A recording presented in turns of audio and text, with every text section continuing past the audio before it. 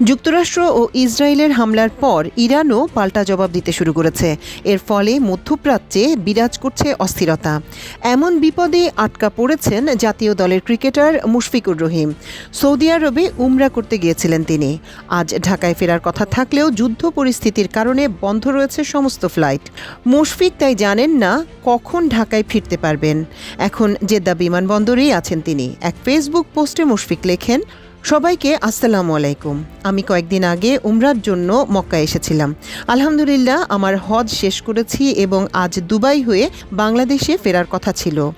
আমরা আজ সকালে জেদ্দা থেকে দুবাইয়ের উদ্দেশ্যে EK0806 ফ্লাইটে রওনা হয়েছিলাম, কিন্তু দুর্ভাগ্যবশত যুক্তরাষ্ট্র, ইসরায়েল এবং ইরানের মধ্যে যুদ্ধের কারণে সমস্ত ফ্লাইট জেদ্দায় ফিরে এসেছে।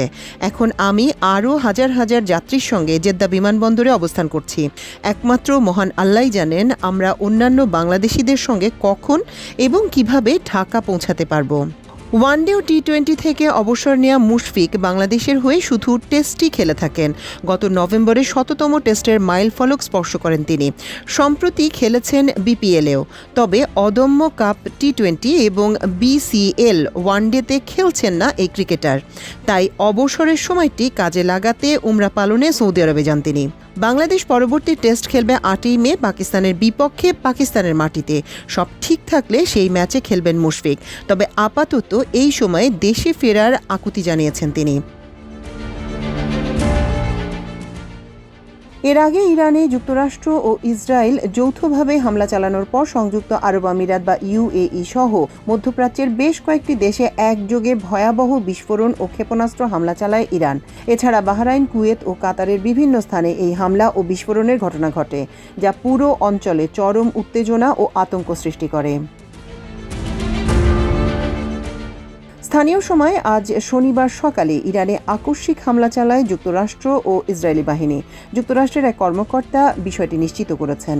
ইরানের বার্তা সংস্থা ফার্স জানিয়েছে, তেহরানের ইউনিভার্সিটি স্ট্রিট ও জমহৈরি এলাকায় বেশ কয়েকটি ক্ষেপণাস্ত্র আঘাত হানে। ইসরায়েলের প্রতিরক্ষা মন্ত্রী ইসরায়েল কাতস জানিয়েছেন, এই হামলার উদ্দেশ্য তেল আবিবের উপর হুমকি দূর করা।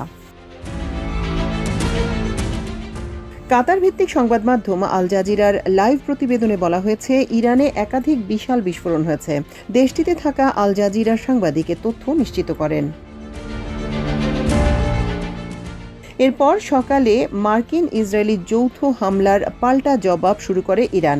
ইসরায়েলকে লক্ষ্য করে একাধিক ক্ষেপণাস্ত্র ছুড়েছে দেশটি। ইসরায়েলি বাহিনীর পক্ষ থেকে বলা হয়, ইসরায়েলের দিকে আসা ক্ষেপণাস্ত্র শনাক্ত করা হয়েছে। ইসরায়েলের প্রতিরক্ষা বাহিনী এক বিবৃতিতে জানিয়েছে, অল্প কিছুক্ষণ আগে ইসরায়েল রাষ্ট্রের দিকে ইরান থেকে নিক্ষেপ করা ক্ষেপণাস্ত্র শনাক্ত হওয়ার পর দেশের বিভিন্ন এলাকায় সাইরেন বাজানো হয়েছে। সাধারণ জনগণকে হোম ফ্রন্ট কমান্ডের নির্দেশনা অনুসরণ করার জন্য অনুরোধ করা হচ্ছে। এর আগে ২০২৫ সালের ১৩ই জুন ভোর ৩:১৫ একাধিক বিস্ফোরণে কেঁপে উঠেছিল ইরানের রাজধানী তেহরান। ২০০টিরও বেশি ইসরায়েলি যুদ্ধবিমান ইরান জুড়ে ১০০টিরও বেশি পারমাণবিক ও সামরিক স্থাপনা এবং আবাসিক এলাকাগুলোতে হামলা করে।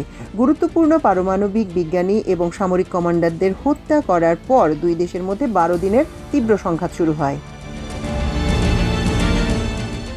তখন ওই হামলার জবাবে ইরানও ইতিহাসের বৃহত্তম এবং সবচেয়ে তীব্র ব্যালিস্টিক ক্ষেপণাস্ত্র হামলা চালিয়ে হুমকির জবাব দেয়।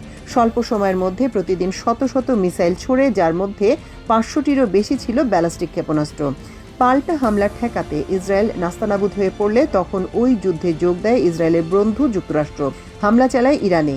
১২ দিনে তুমুল হামলা পাল্টা হামলার পর উভয় পক্ষ যুদ্ধবিরতিতে সম্মত হয়।